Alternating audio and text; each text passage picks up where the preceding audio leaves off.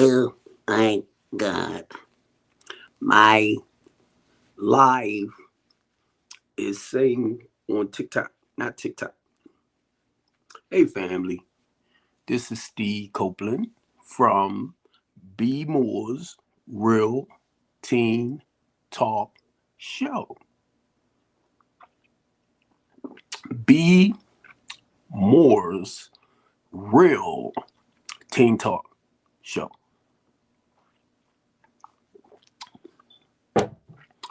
Ah, um, I'm trying to stick to my regular schedule with all of my talk shows. Monday, Wednesday, Friday, 4 o'clock, the Couch Conversation Show. Saturdays at 2, the Teen Talk Show. Now, the goal with the Teen Talk Show is to give our youth a voice. Now, I'm getting started back again to, I'm gonna say start producing stuff again. We're trying to be more, being consistent now, being more consistent. Where, Saturdays at 2, started at 2. Now, the goal is, as time go on, I'm looking for hosts. I'm talking about young hosts. At least somebody, I feel, about 25, you get me, who can better relate to the youth, Now, for some of y'all that might not know, everything is basically in the works right now. The Teen Talk Show I was doing already, but when I say everything is basically in the works, is to open up a multi-purpose center for inner city youth.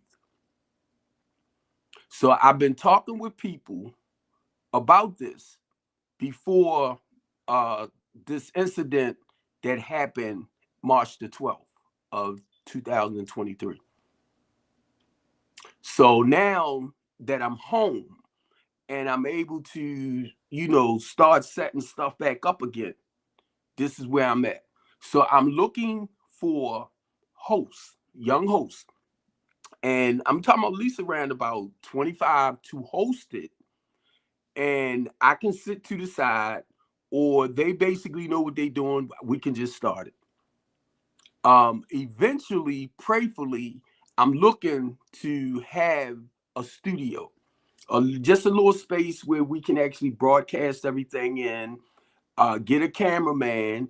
If not be able to get a cameraman, I can have it set up where it'll be remote, and you can use the remote to activate everything. You get me? So, because I wanted to look really, really, really, really professional.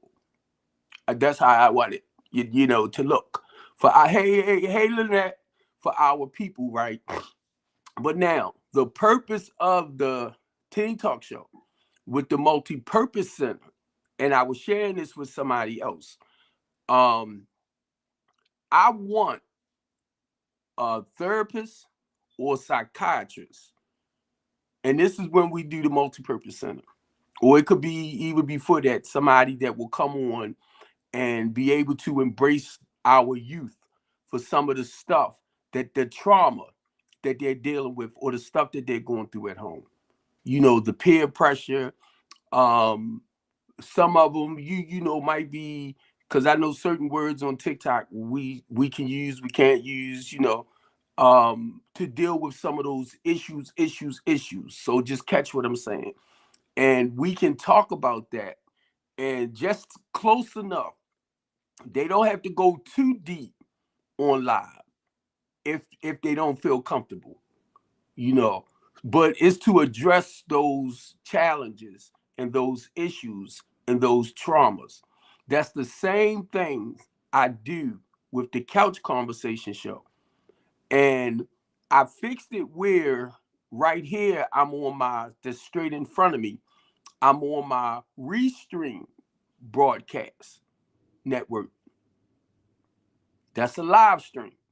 So right now, the one that's directly in front of me, I'm streaming to 5 other platforms, which I've been trying to get my TikTok embedded in, and I've been trying to get my Instagram embedded in, so I could just come on this one stream.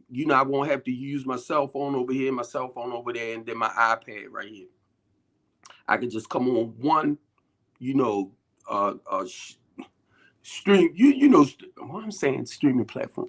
But yeah, that's the basically the way I want to do it, y'all. For the Teen Talk Show as well. And like I said, I want them to be able to talk about where they at, what's going on, and I want someone to actually help them. It's like we go to therapy, we talk with a counselor, we might talk with our pastor, we might talk with, another grown up, and I'm talking about our children, to basically the way I feel. It's important to get out what's going on with you. Try to live a peaceful way of life today. But I know when you're young like that, sometimes you don't know how to direct your feelings in a positive way, because a lot of grown-ups don't even know how to direct their feelings in a positive way. They do it in a negative way.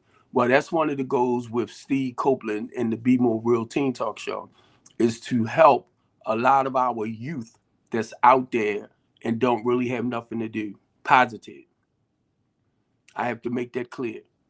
And a lot of us as adults are giving up on our youth, on our young people. And it's sad to me. That's why I do what I do. Because as I was coming up, I did all that other stuff where that was my way of coping with whatever that was going on inside of me, you know. And now that we do have modern technology where you can get on social media, and if you want to talk about, what's going on with you personally, you can. I have to. I have to. Because I really enjoyed myself last night. And I thank God, because this is the essence of this right here. I was on this show, this live stream on TikTok.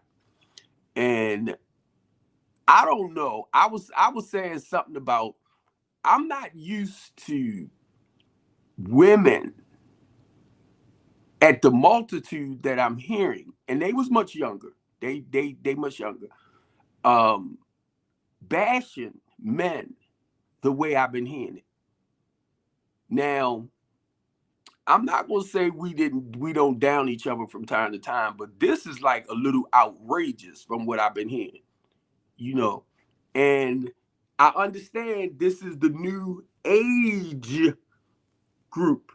And then you got the men that's basically young too. And it's all into this, and I shared this before. And I believe that was the essence of me going on there, so that I'll have something to share too with our younger people and how they look at life now. And I'm listening to them and I'm rolling, right? Because of the the women feel like men is what's turned the inner city neighborhoods down. The men feel like it's the women, then you got the government that's coming in. It was just interesting. And that's what I told them. I said, I'm an older guy. And I was taught that men take care of their responsibilities. Now, be honest, this is what I try to teach Steve. Lord Steve is 21. So, and he's in a relationship. So my thing is, I don't want him to feel like it's okay to live off a woman, and his friend is in nursing school. Now he's on his way back to college, wants to break. But the thing with him, and then his goal is he loves soccer. And if he don't want to continue pursuing that soccer career, which he loves soccer, And his goal was to go overseas to be a professional soccer player where he can, make millions. So now, my goal, like I just said, I don't want my son to live and depend on a woman. The goal is for him to make sure the thing is financially. And see, I'm stuttering, and when I stutter, that's because I try to watch my words, right? But I don't want him to rely and depend on the woman because he's a man. So my thing is, she's going to make good money. I don't know how much they get paid by the hour or however they do it, but she's going to make good money. So my thing is, you need to make good money or better to take care of your family, even though she's doing what she's doing, right? Because I don't want him or her to feel like he has to rely on her once she, get into the nursing and everything and doing what she's doing. So my thing is, get into a field where you will make just either the same amount of money. My goal is, be honest with you, more. Because as a man, even though she's working, you want to be able to provide, even though they probably go half on stuff like that. You want to be able to provide for your family because that's just the way I was taught. So I want him to understand the importance of how a man, if you call yourself a king, to me, or the way I was taught, that king takes care of his queen. Now that's old school stuff. And a lot of boys or men, men who still have positive fathers in their lives, or the mothers too, because my mother raised me, teach them how to be responsible, dependable. Be that king, right? Look at that lion or tiger, how they protect their family, stuff like that. Even the gorilla, the ape. The man is more of the domineering one. So that's just where I'm at. And that's why I do what I do, to embrace our children too. Now, most importantly, they do have a voice. Because as we was coming up, now I'm 62, you heard the stuff like children should be seen and not heard. So they wouldn't allow a lot of us actually talk about where we was at, what's going on, how we was feeling, mainly if you was hurt. But time has changed. So I'm understanding that today. And listening to the people last night helped me understand, mainly the females. It helped me to understand the importance of where my daughters are at today. Mindset. They're not where I'm at 62. I'm more settled with certain things. I don't care to do a lot of the stuff I used to do. And say like, I haven't dated in some years now. But if I'm going to take you to the movies, we're going to go to dinner, we're going to go out for walks and stuff like that, it's my responsibility financially to take care of you on that date. Now, that's not how our new generation see it. It's more like, all right, we go out. She got to have her own money. She got to this, she got to that, which I understand all that too, but that's not the way I was raised. But I understand a lot of them don't see it like that. A lot of them not going to take you shopping. A lot of them are not going to buy you outfits. They might not buy you flowers, roses. And then I'm hearing this. But my thing is, for the women, if a man is not going to treat you like a queen, and I'm not just talking about that little dating thing, because I'm a totally different type dude. If I want to take you to the movies, I'm gonna take you to the movies. If I want to take you to dinner, I'm gonna take you to dinner. And my goal is to pay for it. I don't look for you to do it. And I understand you might be a very independent woman. Well, I'm a very independent man.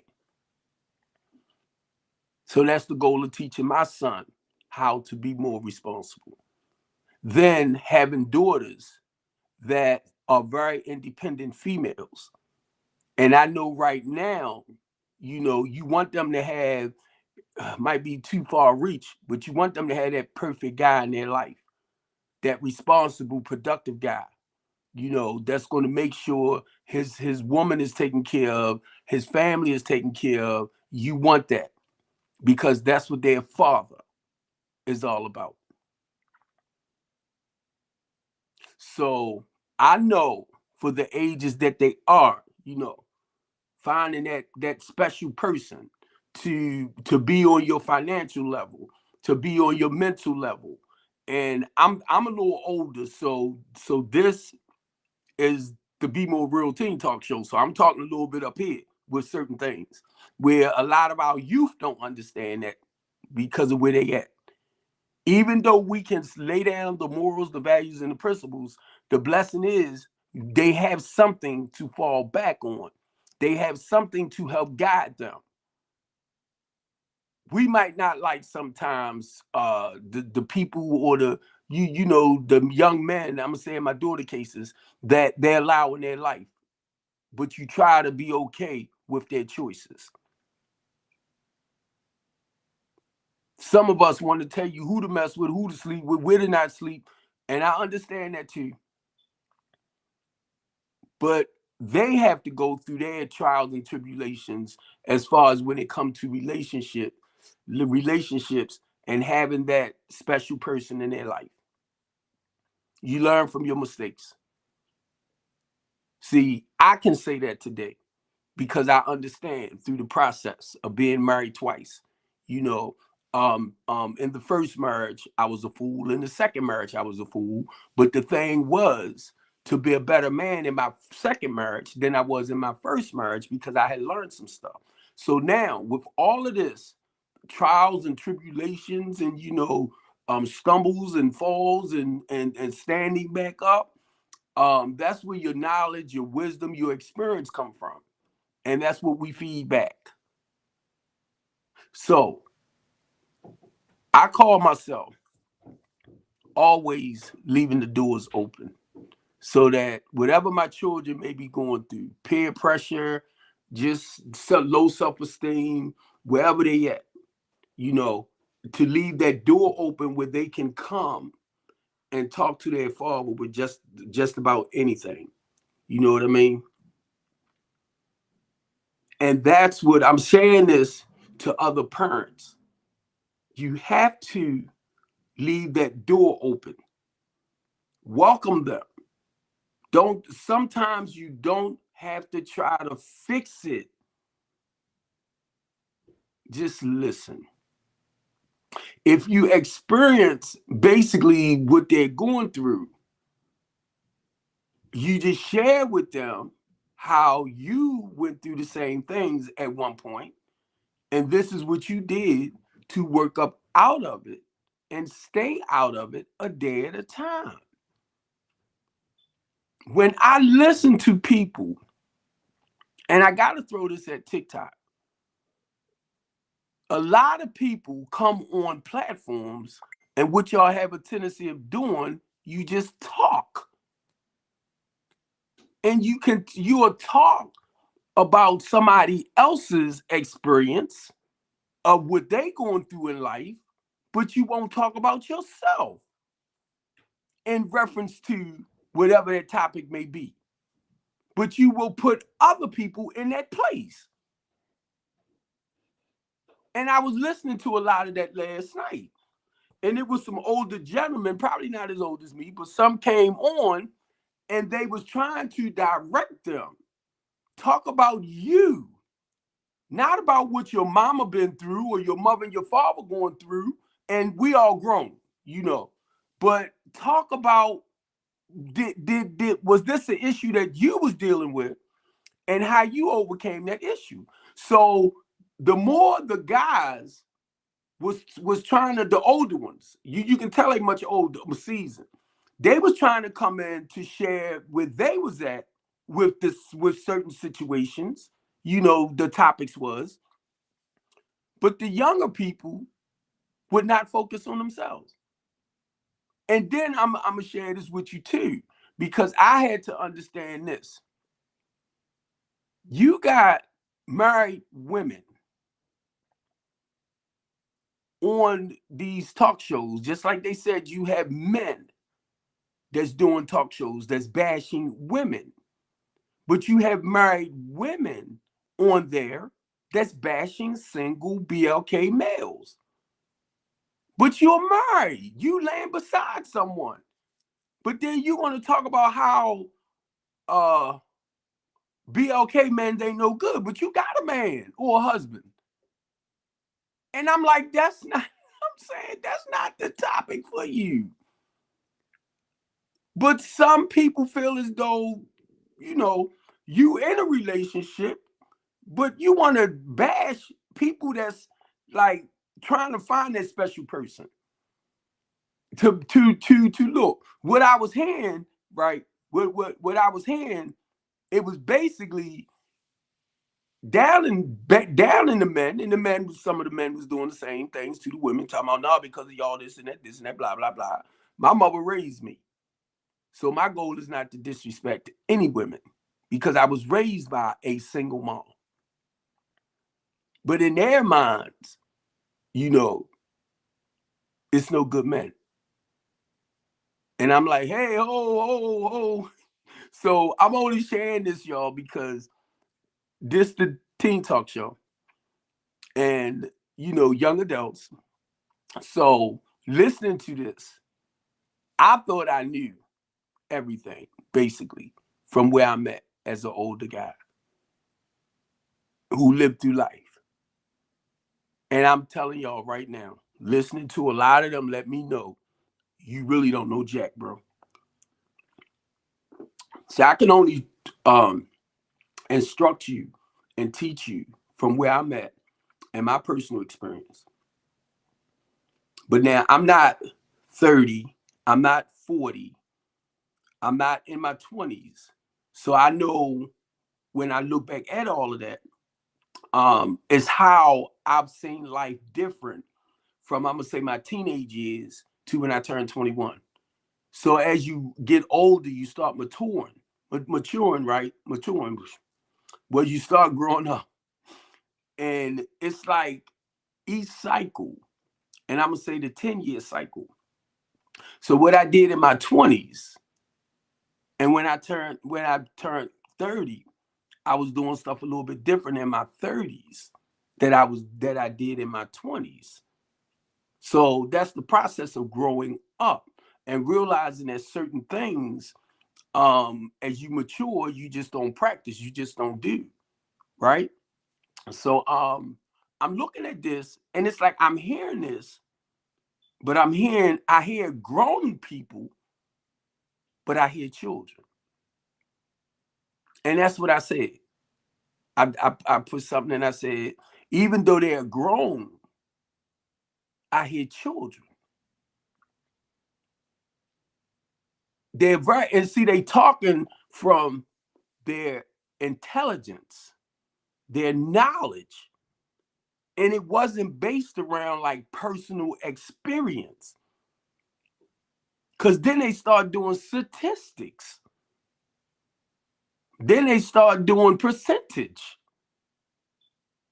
And I'm like, okay, but when you living a certain way and you deal with the community the way you do, we see that I'm gonna say 95%, mainly in the inner city community, the black man tends to struggle the most. But then you'll turn around here now. I can only speak from a male's perspective. Then you hear the woman. The woman is normally the one that holds the house down, the kids, and all this, right? So to me, they are very, very, women are very, very, they're more powerful to me, responsible, productive, and all of that, right? But what I was hearing was really amazing. And I said something too, I said something right. And this one young lady, I ain't gonna say her name because we became friends now. But when I said this is kind of new to me, hearing this, now I'm thinking about my 35-year-old. Then I'm gonna look at my 29-year-old stepdaughter and my 25-year-old stepdaughter, but to me, they my daughters. I raised them. Now, and my 23-year-old now, she be 24 January the 8th. But anyway, I'm listening to this because I'm trying to, as that father, hear from people around near their age and their mindset. You get me? And where they at with their thinking and how they perceive life, even though as the parent, we laid down the morals, values, and principles. But it's where I'm listening to them to help me better understand where my daughter's mindset, and son too, if I hear somebody close to their age, right? Where their thinking is at and everything. That's why I said, y'all, we have to give our children a voice. We're not going to like a lot of the stuff they say. We not. You might have certain ones that you tell do certain, well, they a little bit older now, and you tell to do certain things, and they might buck on you. And what I'm beginning to understand, don't take it personal. Because if you call yourself being that therapist to them, that counselor to them, that psychiatrist to them, they're going to come in ways that we might not like it. But they're expressing themselves to the best of their abilities. Then we're going to turn around and say, because I did it, you don't talk to me like that. I'm your father, blah, blah, blah. You open the door, remember? It's an open door policy. And you cannot tell if it's an open door policy them how to express themselves. The point is getting whatever that you're going through off of you the best way you can. And without doing stuff in a destructive way. Now, I could be completely wrong, but now, most of your children that's happy, joyous, and free, they basically going to live a more productive way of life, not a destructive lifestyle.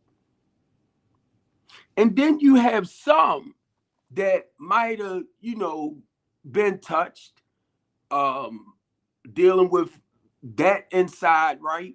And they're trying to act normal as possible in the here and now. They trying to act normal as possible in the here and now, dealing with those past drama issues, and pray that they don't act out in a violent way where they end up getting time behind bars and stuff like that, right? Because that's what hurt people tend to do. Hurt people tend to hurt people. But sometimes when they feel like they had their shoulder to lean on, or that person they can go to, like their mother or father, and that hug, you know what I mean? That caressing, just making them feel like, hey, whatever that's going on with you, it's okay. It's okay. And that's how I try to do my children. And then when it comes to working with other youth, this is how I try to do them. It's like if their father not in their life, here go Big Daddy right here, or Big Unc. You know what I mean? That shoulder to lean on. And see, a lot of people, it's not like that. And me and Marlo was talking about this yesterday, right? I look at the work Marlo do, and Marlo worked with ex-offenders, returning citizens. You know, basically the goal is to help turn your life around, either way it goes. Because if you homeless, You sleeping from pillow to post. The goal for us is to help you get into your own place. Some people need to go to counseling, need to go to therapy. Now, mind you, what I'm saying, I'm not just saying this compared to adults. I'm talking about our younger people as well. You got homeless adults out there, teenagers. You got homeless teenagers out there. And Janet Graham, No Struggle, No Success, she works with returning citizens, not just adults. She worked with the youth as well. And that's what I love about the work she do.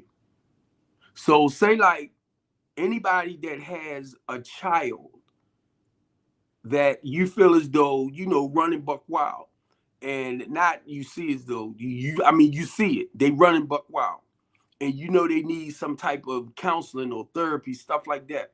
See, that's why I said when I come on, I'm going to mention certain people names in their programs where you can reach out to get the necessary help. Now, as an adult, I deal more with single individuals, women and children, women and women with children. But I do more like the housing part of everything, just to help provide a roof over your head until we can move you to that next level in a permanent place of your own. And when I was with Chef and Claudia, we had some youth that came in. We had some teenagers that came in. One had a baby when she was about 15, I think. But we had, underage because they need help too. Now, and if I'm not mistaken, Sinai Hospital was reaching out to us with certain people to provide services for, mainly the housing part. That's why, and that's one of the reasons I got into the housing part of it too, because we was providing housing. And once you graduate from the program, as far as doing everything you can, and I'm talking about with the youth too, the goal was to get you into your own permanent place. Now, I'm going to share this with y'all. I don't come on here just to come on, just to have, I just got up not too long ago because I didn't go to sleep till about 5 because I was on that listening to everybody last night. And I'm just really getting up to come down here and start this at 2. And to be honest with you, I'm like, I don't feel like this today. I don't feel like this. I don't feel like that. But that's me. It's not about me. And the reason why I'm saying that, because somebody need to hear basically whatever I come on the live stream to talk about, somebody need to hear it. And sometimes that's why I don't like looking at like the viewers and stuff like that, because I know a lot of people's in the background listening, even though they're not saying nothing. And I don't want to get caught up in that. It's only one viewer up there, when I know my live streams are public. So more people see it. Rather you push like, rather you make a comment, y'all see it. But I can understand too, a lot of y'all like, oh, well, it ain't me. But you might know somebody that need to hear certain things. So I'm like a lot of y'all too. Sometimes I just don't feel like it. I want to give up. Is it worth it? I don't want to be one of them ones. I was listening to Dr. Umar, right? And y'all know Dr. Umar comes hard, comes real. Have no problem calling you the N-word, have no problem calling you this. But guess what? Because he's more educated and he comes hard. And I'm listening to him and I'm like, he say the same stuff I say, but it's just the way he worded. And the goal is, it's not to insult nobody really, and I'm talking about us. Psychologically, if he's downing you or knocking you for certain things, the only thing he is saying, in a way, show me you are better than anything I can say out my mouth.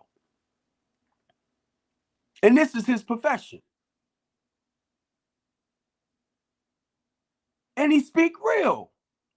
And I'm up there listening to him, right? And I know he didn't, get where he at now overnight. I know he didn't get there overnight. Hey, luxury. So I'm listening to him, right?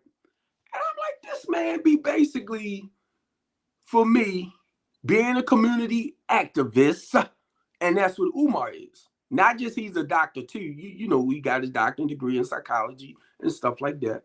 But he's a community activist. That's why he speak out the way he do.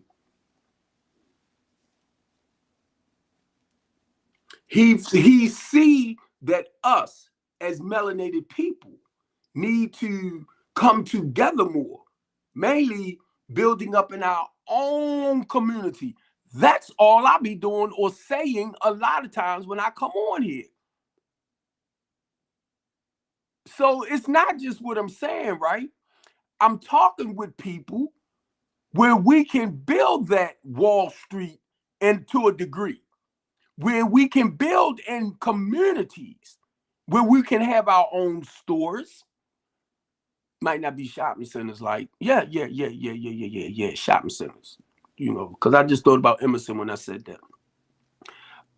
Where we have our own shopping centers, markets, clothing stores, where the money you spend goes right back in here. So Umar was sharing, right, about how we will support everyone else outside of our own community with our own money. He was talking about with the wigs too. Now my niece make wigs. She doing pretty good for herself. But that's her business, you know what I mean? I'm talking about business-wise. And they feed the homeless and people and everything too. So I'm trying to get us to merge more together. Not to move away too far from the teen talk, because I'm talking, basically. And it's more about our children. But in the process of saying that, y'all might hear me say other little things too. I reached out to them with my niece and her mother and them. Her mother is my niece. She's like what's that second generation thing? It's too much for me. But so that we can work together sometimes as far as with the homeless people, less fortunate people, clothing wise and all of that. But that's what I do too. Whatever youth that we can work with to get them more involved in a positive way in the community. That's what we do. And I was talking about this on the show last night, because the same way, and I sent it over to my Facebook page, Dr. Umar was making a statement about organized religion. So he was basically talking about the church itself. Not all churches try to manipulate and play the people. Not all churches, not all pastors, and I don't know, because God kind of backed me up off it, are robbing and stealing and taking from the people to fatten up their pockets. Some are, some aren't. But we will accuse them anyway. But I can only tell you, if I speak on a church, I can only tell you about what we do at the Church of the Redeemed and giving back to the community. I cannot tell you about Jamal Bryant's church or looking at Jamal Bryant Even though people want to badmouth him because of his personal life, he know how important it is to give back to the community.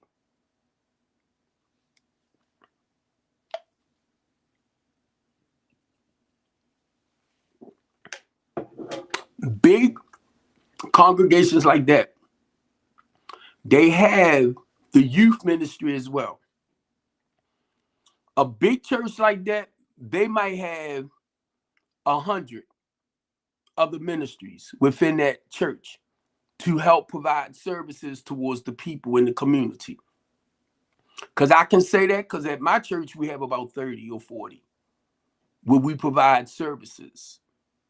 You know, rather it's certain people there that might do mental counseling and all of that.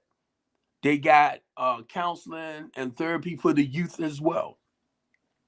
But so many people on the outside looking in have a tendency of knocking what they don't really see and understand. So it's just a talking point. It's just a talking point. That's all. That's all. On how to bash certain things. But you're correct in a way too, because once again, you do have some pastors that they are most of your circuit speakers or your circuit pastors, speaker pastors, they go to other churches, so they normally get a collection, they get money. You know, the church will take up a donation for them for their coming out, their services. It's just it is what it is. We might not be walking like Jesus Christ and the apostles did during that time. But guess what? When I started reading into certain things, a lot of them became homeless. A lot of them was hungry.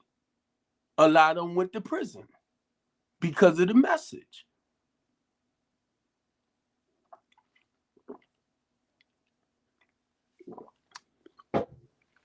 And it's not to wing too far away. So when I say certain things, I have to come back. So, in saying all of this, right? Because my kids grew up in the Church of the Redeemed. Now, I didn't get my children baptized. And the only reason why I didn't get my children baptized, because I want them to make that decision for themselves. I want them to get to know Christ or the morals and values and principles that we teach them. They understand the difference between right and wrong and living a godly life. And I'm not talking about being perfect or perfecting, a sin-free life. Because as long as you in this flesh, you will never be without sin. And that's something I had to understand from that religious standpoint. So when they get to that point that they want to get to know Christ on that more personal level, the doors is open. Because sometimes we push our children into our whatever works for us. And then we feel like this is what they need to do too. And some degree might be okay. But for me, when I made the decision to turn my will and my life over to the care of God, that was personal for me. And I understood at that time why I did it. So I want them to understand why it's so important. But now check this out too. I'm going to mess your head up with this. Because the way I live my life and I serve Christ, that protection is over their life as well. And if you think I'm lying, ask Job. Ask Job. Because if you a God-fearing man, right? And you're being loyal to God, talking about me, he will protect you and yours.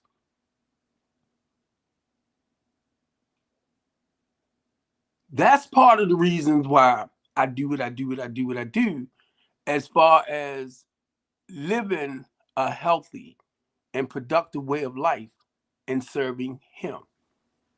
So my 45 minutes is here. That's why when I get to talking, y'all, time just fly. And I don't realize, just how fast it goes, because it just seemed like 5 minutes to me, not realizing I've been on for 45 now. So I am going to end this because I want to go back upstairs and lay down, and I got to get my medication. I got to get up to the pharmacy to get my medication. Um, but I do want to say this right, because I was thinking about my son and my daughter. He's 21, she's 23, and they have their own life to live. And the reason why I'm saying that, because they do everything they can to try to make sure their father's okay.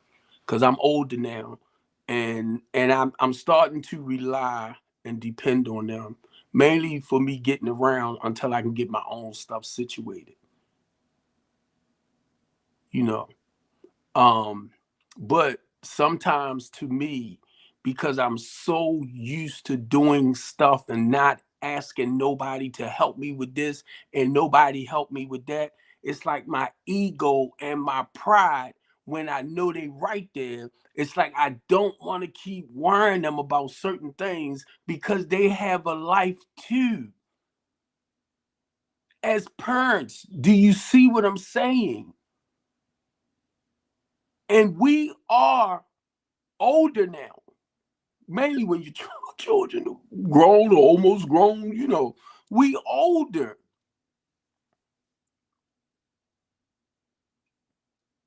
And I'm sitting here thinking, right, because I got to get my green truck. I got to fix that. I got to get to the white truck. I got to fix that. I want to get something new, but then it's like I got 2 more payments left on my green truck. So it's like, um, I don't want to create another payment. But I would like to have something more up to date. You know what I mean? So it's like, God, But I have to get to my stuff. And a lot of y'all that don't know, because I speak out the way I do, I'm on home monitor to keep me off the streets. And I was sharing this with them last night, y'all.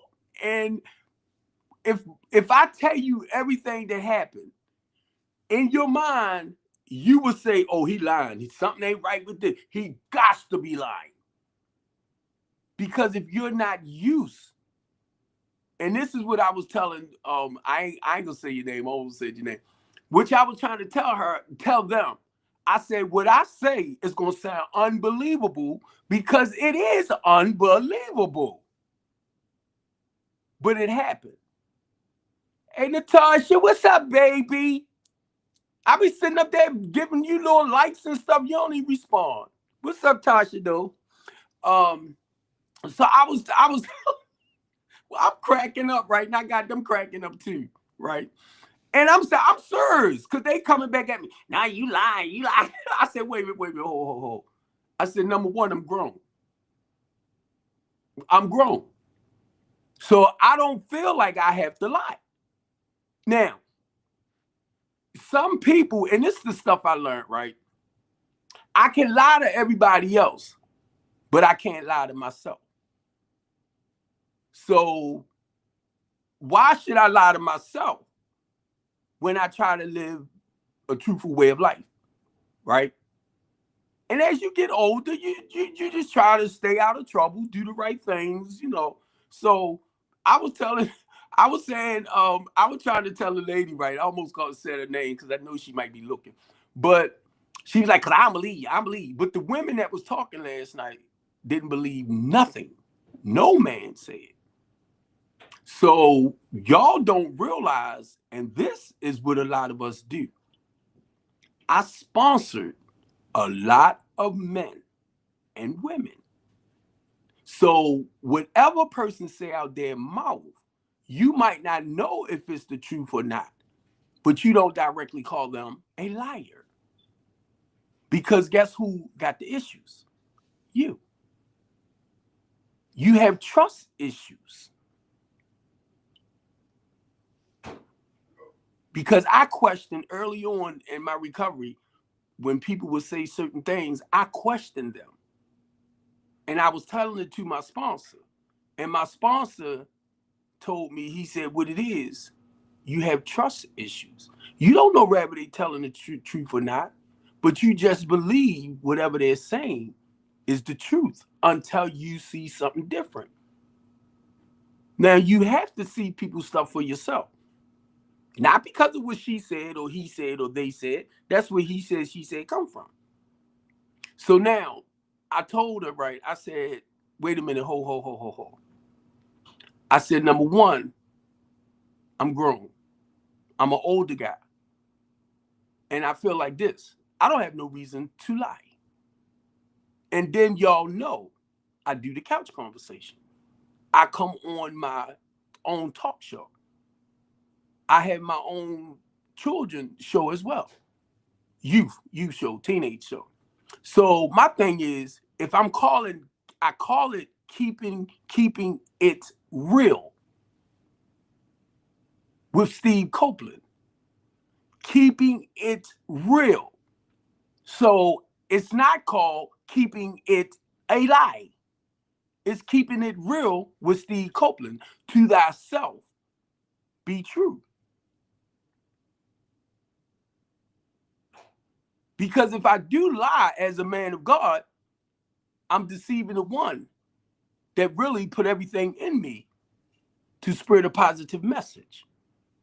So I'm just sharing it from my part, right? From where I'm at. But now, we kind of laughed, but it sounded to her unbelievable. And I said, I know. Because I had to tell my lawyer, it's not about the two clients, that the officers tried to build everything around me. I said, no. I was having an issue with the Eastern District Police Department. And this was their way of shutting my big mouth.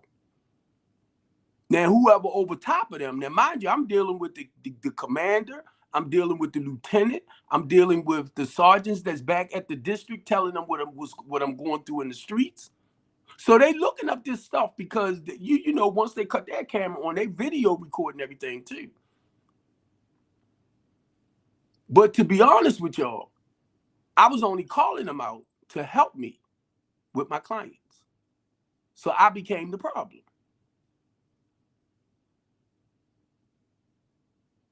But believe me, they investigated Steve Copeland. And they know Steve Copeland was a community activist, a human rights advocate. He speak out on things.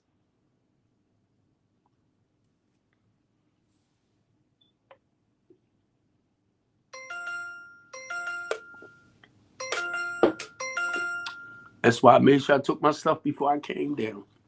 So you wouldn't start blah, blah, blah, blah, blah, blah. So I'm just saying that, and I'm looking at the time too, because I'm trying not to make it too long, because I done went past my 45 minutes. But I'm only sharing this again because this is what I do.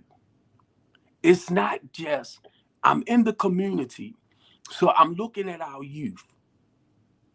You know, I'm looking at how our kids running around and they being so destructive. Not all of them. And they being so destructive because a lot of them don't know where certain programs are at, where they can go to like vent and get out that frustration. When you have younger people, you know, they're so energetic, you know, you got to keep them busy. You have to keep them busy. And this is what we did with our kids. Little Steve played soccer.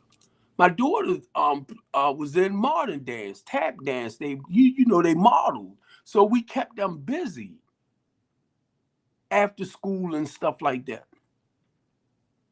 And see, a lot of your inner city people, mainly the mothers, if it's a mother in the house and she's working to maintain the household herself because that male ain't there. And a lot of the women I was listening to that too, they feel as though the system. But let me share this with you. If you man enough to go out there and make children, you should be man enough to take care of your responsibilities. You and the woman made the baby, the female.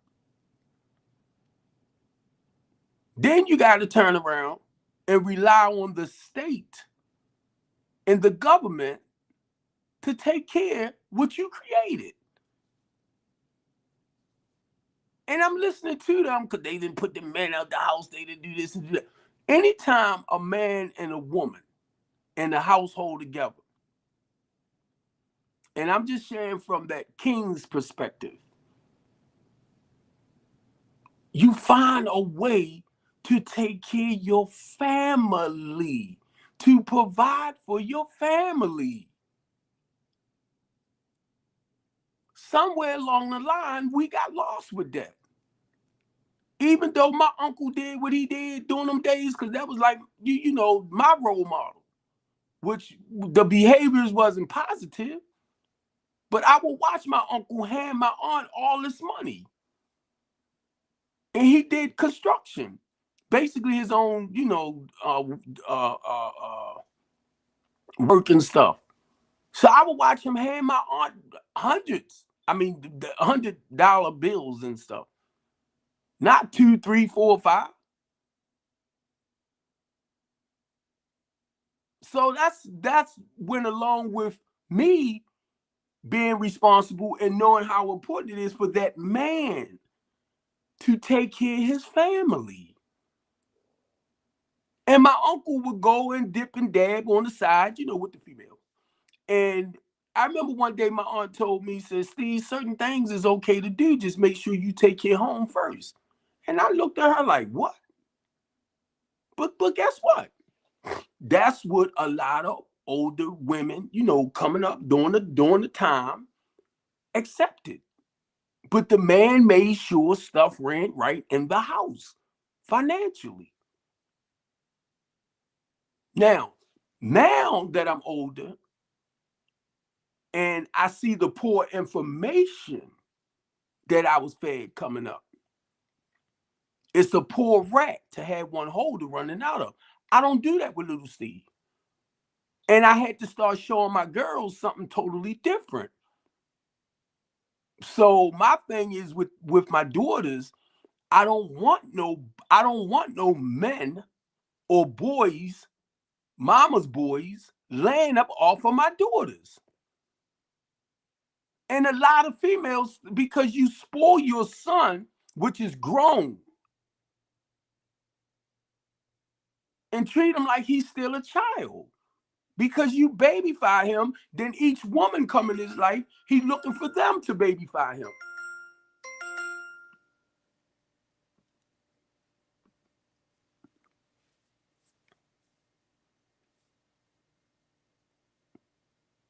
And know what?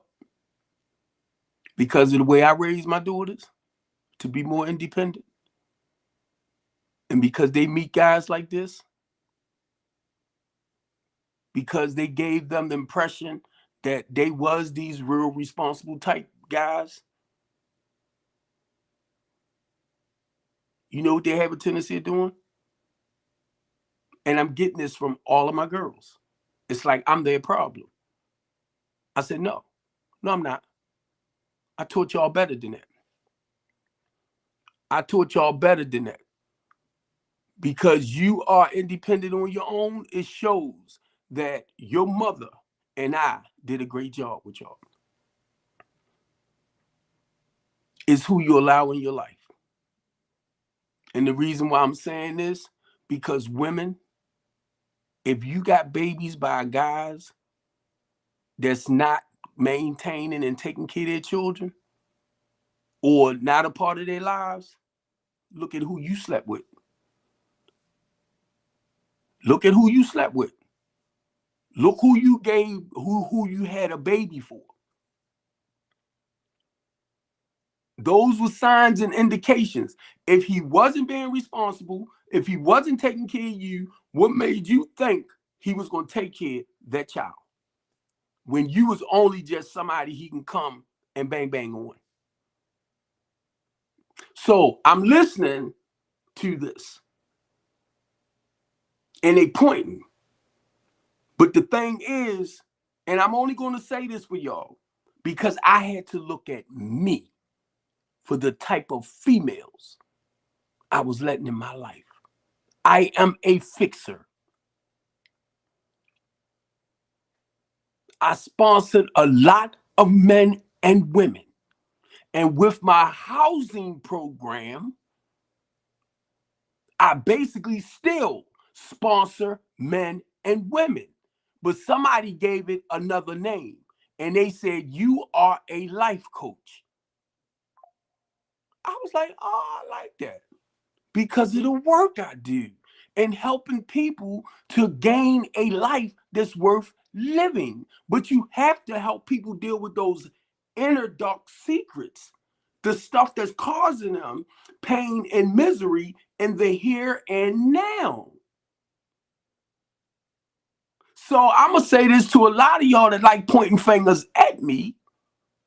January the 26th, God's willing, I will have 32 years clean. So I know how to go inside of what you want to say, my crazy self, and take a good look at Steve. Can you do it? And I'm only saying it right because this is what we do as recovering addicts.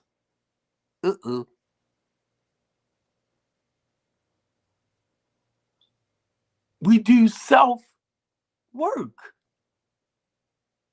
And if I feel as though I'm not like, if I feel as though things are really spiraling out of control, in a sense, I have no problem talking with a therapist to make sure my life is still on the right path.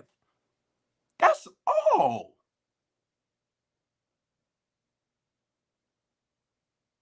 I have no problem. That's why I encourage and motivate other people that might be dealing with certain uh, uh, uh, uh, health issues, mentally, emotionally, spiritually. I have no problem saying you should go talk to a therapist because I know how important it is. But the thing is, you have to be honest with them. If you're going to go there and you're going to feed them bull junk, then they're going to feed you back bull junk. Because the information you giving them is only what they can go off on. And some of them is good at realizing that you're not telling the truth. So the goal is with me, I will help you get comfortable enough to go and talk with them. Because I know how important it is to go and talk with a therapist. Or you know, if you need, the psychiatrist basically there too, and they can put you on meds. Or if the therapist feel as though you need the meds, they can let the psychiatrist know, well, this is what's going on with Mr. Copeland. Mr. Copeland, he's dealing with depression and he needs such and such and such, you know, to help balance him back out. Without the medication, your mind will run on you like crazy. And see, you got some unsensitive people, rather than them looking at it and saying, you know, he's in an unhealthy space or she's in an unhealthy space, you'll judge them. And I try not to do that.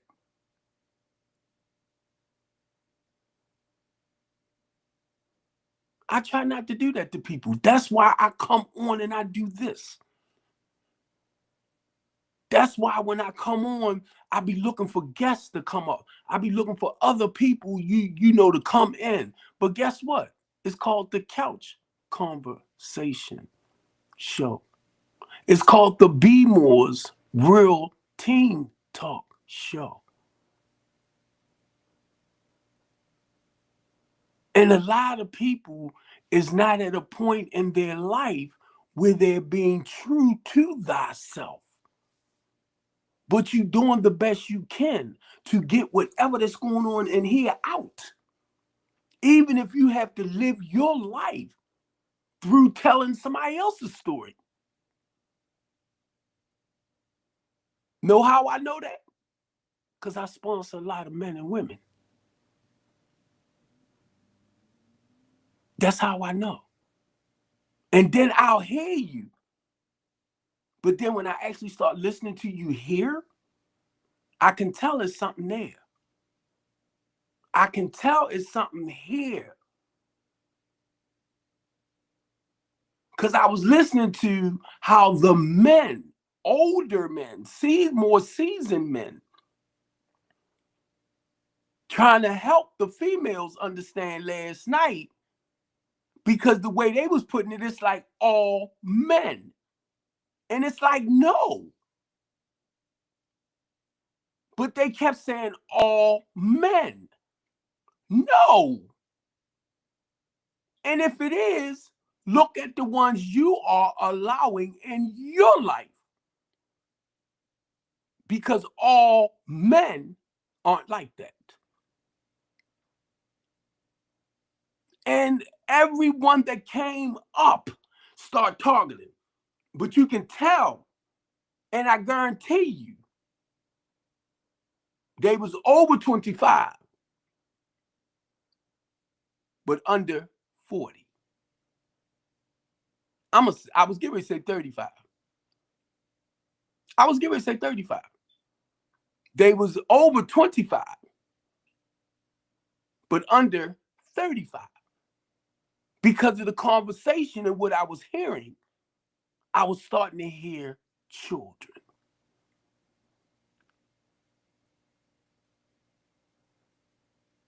And I said that because I had went down back into you know the we call it the VIP on Cool, right? I said you can drop me and I'll continue listening because it was real interesting. Because like I said, what was happening, it was helping me to see the mindset of our younger generation. Even the guys that was like 45, somewhere along that line, you could hear the maturity in it. And this guy was only sharing his knowledge and wisdom. Now I'm gonna say his name, Mayhem. Because I kept telling him, I said, boy, you hitting it. And he was only sharing from him being married. And you know how we have to actually listen a lot of times to our mate. But my ex-wife taught me, Steve, you don't have to try to fix me all the time. Just listen. I just need you to listen. And I was like, because I'm a fixer. I'm her husband. I need to make sure, you know, my ex-wife, well, Nancy ex. And right now to this day, if my ex-wife need my help for anything, I'm here. It's just that the marriage didn't work. And that's what I help my kids understand. No matter what, when it comes to the kids, we make sure they okay.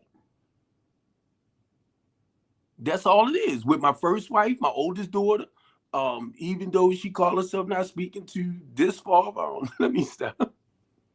Because she would tell me, you ain't raised me. I'm like, huh? I said, well, maybe you need to go find out who your father is. Or tell me I ain't raised you. I grew up without a father. I was determined I wasn't going to allow my kids to feel that pain of not having their father in their lives. For you to tell me some stuff like that, you need to go. But now the reason why I'm doing this, y'all, the Teen Talk Show, because I took it personal. When I left her mother, she was 8. So, but still we stayed, connected. The last time she was over there getting smart with her mother, she was about 15. And I went to her mother's house and beat her butt. But then it hit me. whatever that goes on in her mother's house, her mother has to learn to deal with that. Like, with my daughter. But now when you at my house, certain things I don't tolerate. You get me? So by her disrespecting her mother during that time when she was like 15, that was like over 20 years ago. But I had went over there and I beat it with my belt. Old school.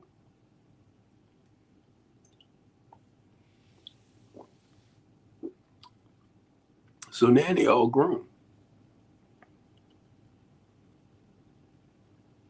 And they got the right to say what they want. Now, do we have the right if we feel like we're being disrespected by our own children? But then what I had to understand, I had to go to the teen talk show. You opened the doors for them to come to you and to be able to talk to you about anything. Don't forget that. And they are going to say stuff we might not like.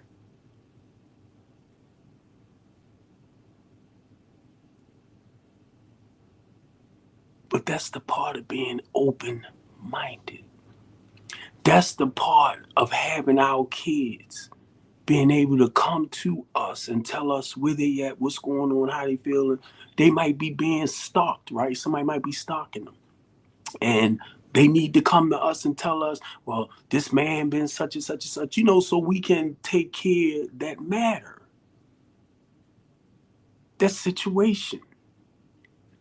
As a community activist, right, or as a human rights advocate, if if some melanated, I'm sorry, I said melanated, if you disrespecting my children, right, and oh my God, I didn't mean that.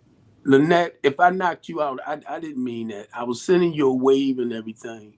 Now I think you still there. If you still there. Um, if my children having an issue with the white man or woman, as a human rights advocate, I will share certain things with them to let them know, tell them what your father did. I have no problem if I walk up in there. I ain't coming in there to punch nobody in no mouth. I ain't coming in there to do nothing like that. But I will come in there and introduce myself. Hi, how are you? And to let you know, don't make me call you out.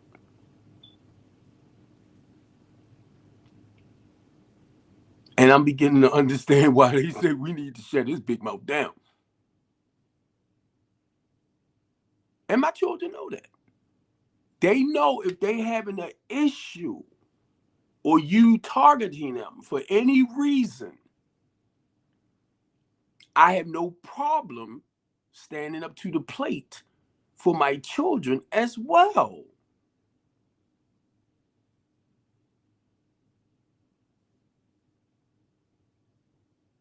And the more I say this, and I'm looking at where I'm at, right, on the home monitor wise, where it's like I can't get out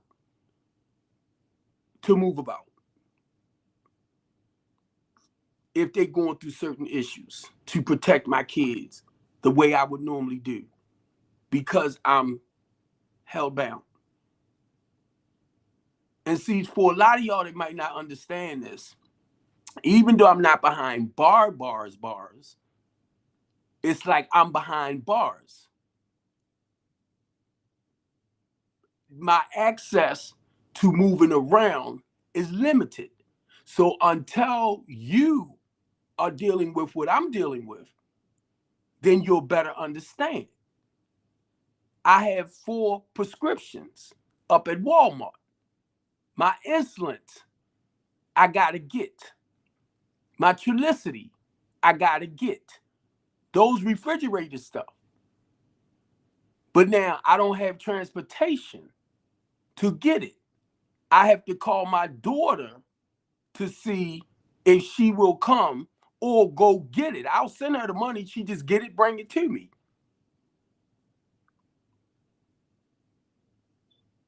So do y'all realize how hopeless and helpless I feel mentally.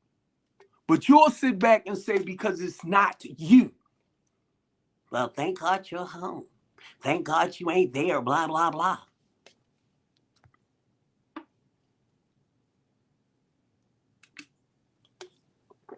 Then I got to find stuff to do throughout the day.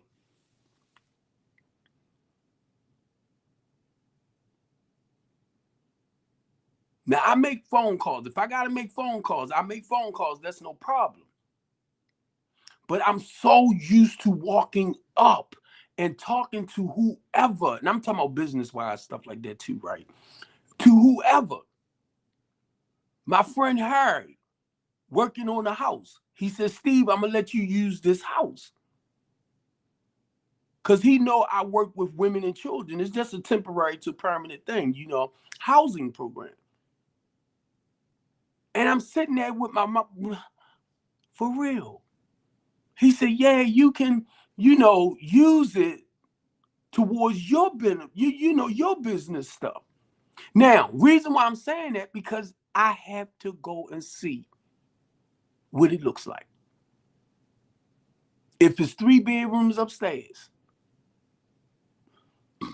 we got a living room, we got a dining room, right? Now, I might want to use the dining room as a bedroom, or if I can turn the living room, which it would be 4 bedrooms now, then I'll look at the basement.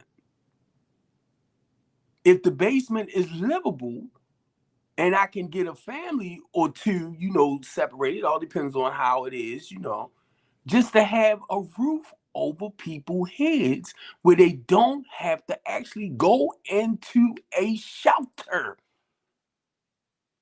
But because I don't get government funding, I have to charge you for your space.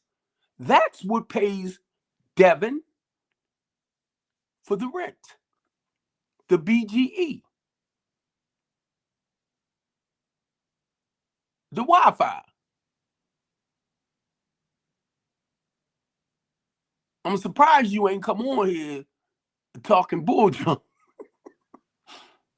I don't rob and take from people. If you can't afford to pay your way, I can't afford to bring you in.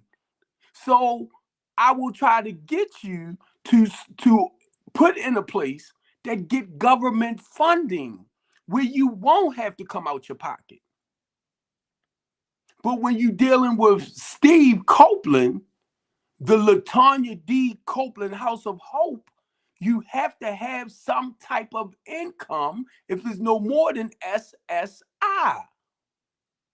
But the goal is, because you're in a temporary situation, if you fell on hard times, it's a reason, or it's something that happened to cause you to get there. So the goal is to work with you to put you back on your feet and to put you in an affordable place. Prayerfully, you won't make the same mistakes again. This is what strengthening the community is all about. This is why I do the Couch Conversation Show, and this is why I do the Teen Talk Show. Because you have people that needs to hear about some of the programs that's out here. If it's no more than me giving you my number, telling you to call me so I can work with you and getting you the proper help that you need.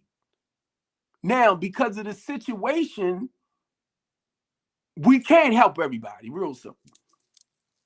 And some people that will call, females, to get help for themselves, and maybe they had 2 or 3 kids, might have a boyfriend with them too. Like I shared with this young lady, a lot of the programs, it's not going to take you and your boyfriend. Now, I can find a program for him to go and work on getting his life back together. You and the kids can come into a program, but it's not too many going to take y'all as mainly y'all not married. I did that. And when the female was going through certain things, and I'm talking to the female, the boyfriend felt like he needed to say certain things. I said, you can't do that. One, you in the housing program. So if she's falling short somewhere, I might have to say certain things to her to get her, to focus on what needs to be done. I understand you want to protect her. I'm not trying to hurt nobody. But me and him used to clash too.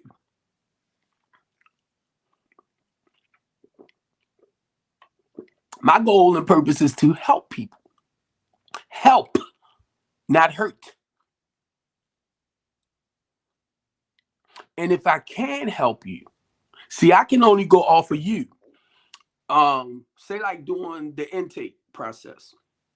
And I'm talking with you because I have to listen to find out what's the best way to work with you. So if you feed me lies, that's all I have to work with, then that's what I'm gonna do. But if you feed me the truth, then I know which way to guide you.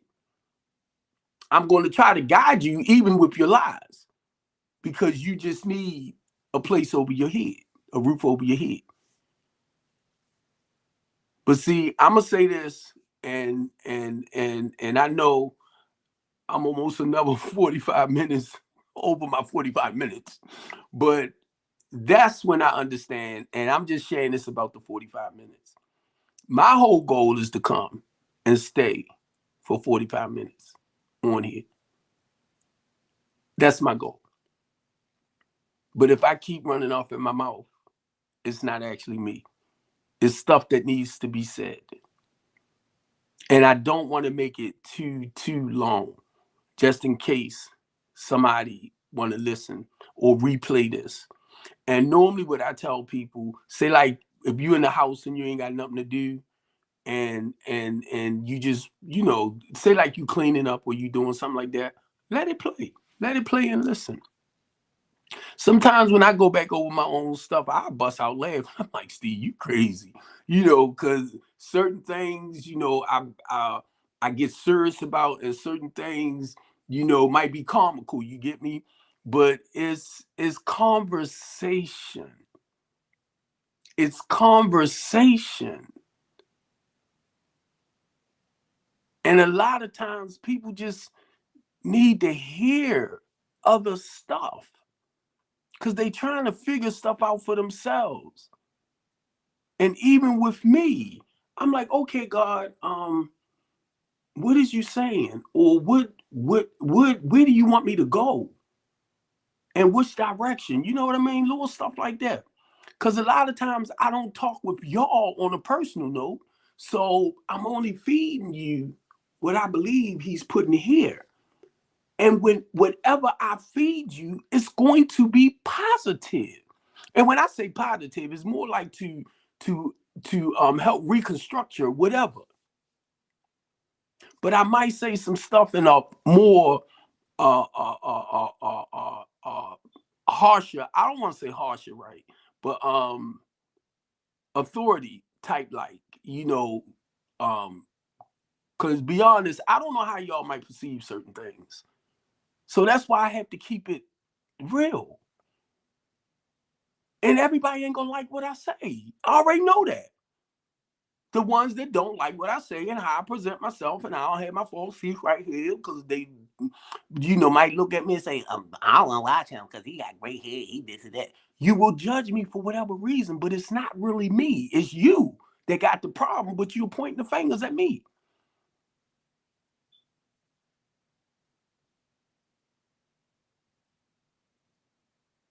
My whole goal whenever I come on here is to encourage, to motivate somebody, to empower, to uplift somebody. And I want y'all to understand just how I ain't feel like it. Sometimes I don't feel like it. And I had to tell myself, it ain't about you, Steve.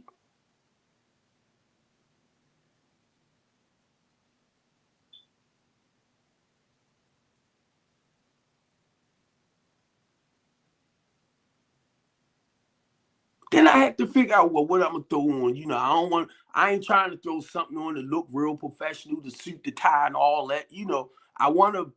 It's the couch, so I want to be as comfortable, homey, like, you know what I mean. That's how.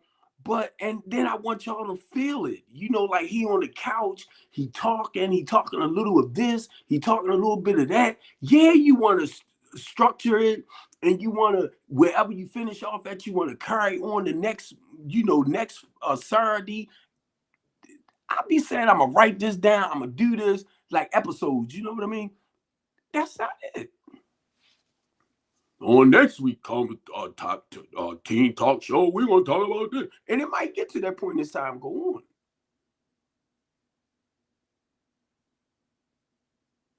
It might get like that.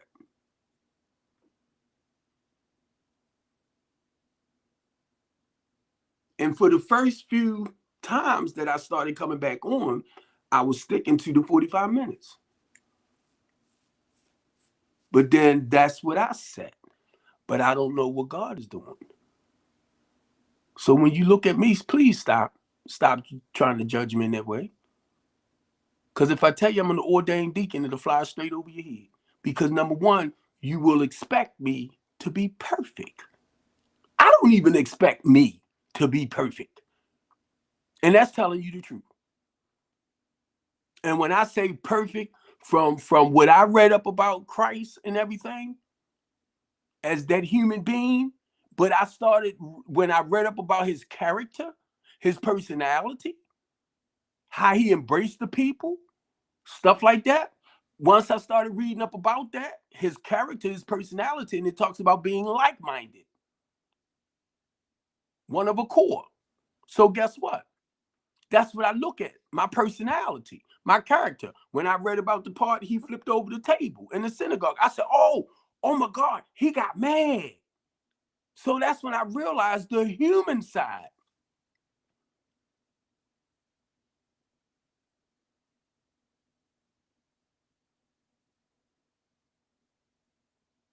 I don't get caught up in the color, black, brown, green, purple.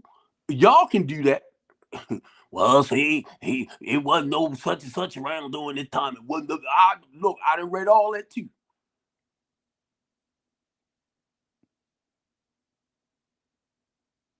But guess what? I am 62. I can only focus on what happened within these 62 years. What happened way before that I haven't seen with my own two eyes, and I haven't experienced for myself, to know that it's factual. I can only share how me reading certain verses in the Bible and stuff like that, right? That I have experienced some of the same stuff that I read about. I'm like, wow. So for a lot of y'all that want to sit back and say, yeah, because the Roman Catholics did this, and the Jews did that, and the this did that, and the this did that. I'm not one. I am an American. I didn't come from Africa to America. So I can only share from a point of an American man born and raised in the United States of America. And it's almost my other 45 minutes. So look, I love y'all, and thank y'all. I'm looking at my I think they could still see me on my Instagram, but it's saying pause due to poor connection. So it's going in and out. But it did act right one day. I thought it was acting good where I might get embedded into this. But thank y'all. I love y'all. Um, and I'm just keeping it honest. I'm just keeping it real with y'all. Um, Sometimes the physical part of me, that man, I don't feel like it. But then I had to realize, Steve, it's not about you, bro. Somebody somewhere need to hear your big mouth. I share my personal story with y'all.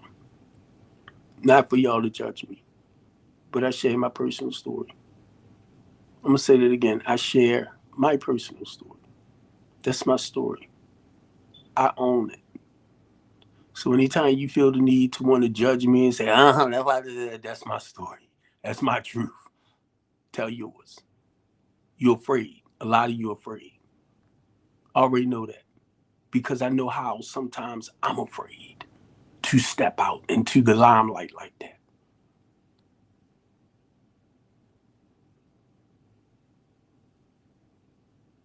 This is my way of getting the message out.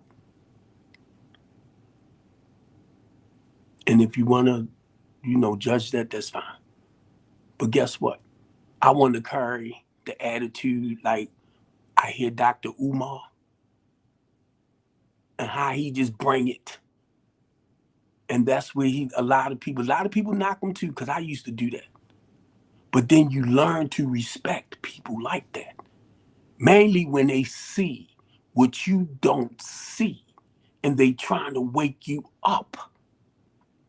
And I was sharing with Nicole and them last night, right? I wished I didn't see some of the stuff that I'm beginning to see with the justice system. My eyes been open to the politics. I can tell you what they can do and what they cannot do. So you'll sit there and listen to them all day long talk about politics.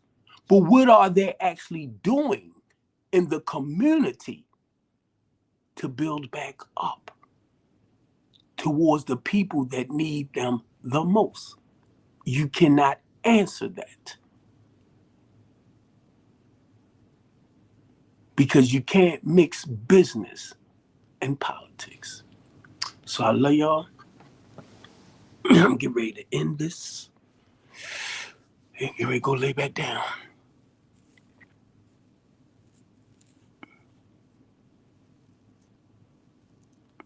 Be More's Real Team Talk Show, giving our youth a voice. As a parent, I can only share where I'm at, my personal experience, and how I deal with my children. I have grandchildren. And it's not about me. So when I'm on here and I'm talking, I try to do a round, as an adult, as a person that went through the process of getting older as that child, adolescent, teenager, young youth, 20s, 30s, and then I'll try to bring it back down on the Teen Talk Show. I won't take it too far, right? That's why I need a host, more than one, that will host the Saturday shows. And if they want to do it like throughout the week as well, that's fine. However, we can reach our youth to give them a sense of hope is what this is all about. I ain't talking about no young girls up there shaking their bodies and you looking at them like, wait a minute, how old are you? Little stuff like that, right? And they might be big back here, and which makes them look more mature. But then when you look a little further, they might not have this. So it's like, that's a baby. And I was watching one little young lady, baby, looked like she wasn't more about 12. And the woman said, her butt bigger than mine. But she kept looking like this. Like she would look around and she was shaking, right? And you can tell she didn't want even a parent, I believe, to realize what she was doing. And I'm like, wow.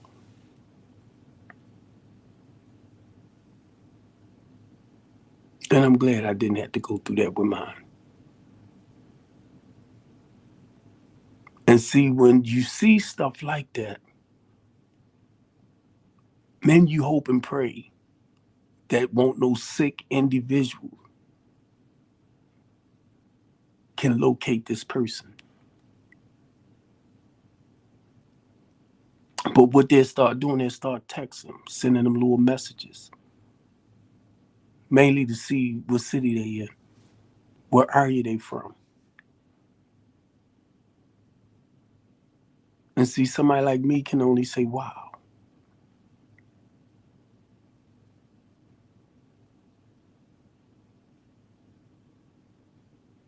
And I'm seeing it a lot.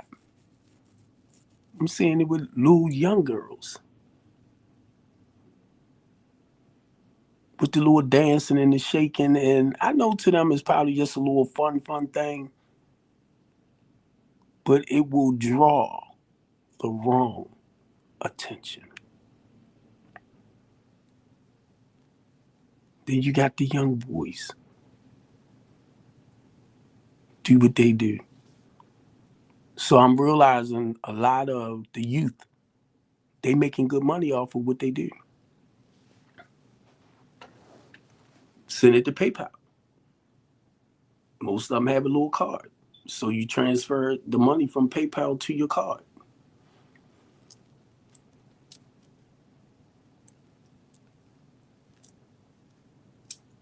And it's entertainment for a lot of them, but it can actually draw unwanted attention. Love y'all.